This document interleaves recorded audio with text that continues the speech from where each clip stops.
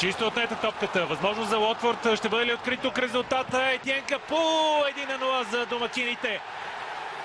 Ето как французина отново се разписва. Изглежда, че той е във формата на живота си. Четвърти гол в следващата седмица. Миналата седмица, простете, тогава Мориньо бе разочарован от съдийството. Имаше ли нарушение тук?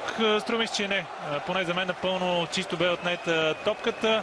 След това чудесно подаване към Етиен Капу. Това бе абсолютно непокрит около границата на наказателното поле и след асистенцията на Ян Мат успява да се разпише. Близо бе Давид де Хея да преотврати това попадение.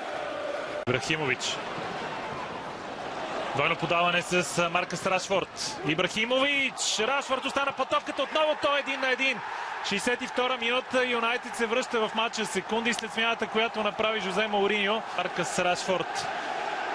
Ето го двойното подаване с Ибрахимович. След това Юнайтед имаше и късмет, след като Рашфорд остана под топката. Тя се отби в Авалон Бехрами и се върна обратно в 18-годишния нападател, който вече бе безкомпромисен. Така или иначе, попадението си е попадение.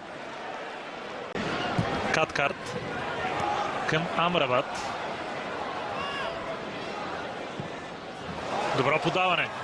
Перейра. Възможност за Уотфорд. 2-1. Ето как стършелите нанасят своя удар. Вижте кой се разписва. Човека, който се появи на терена преди секунди. Първият си успех срещу Манчестър Юнайтед в последните 30 години. Още веднъж как се стигна до гола. Амрабат взе много добро решение тук, извеждайки Перейра. Забравиха за него и Погба, и Фелайни. След това непокрит се оказа и Хуан Сонига.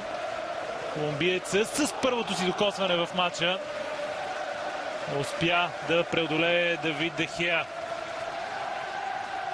Какъв момент само за Хуан Сонига. Разбира се и за Валтер Мадзари, който взе ключово решение.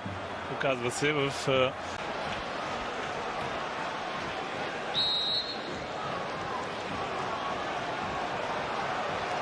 Troy Deeney against David De Gea, and he scores!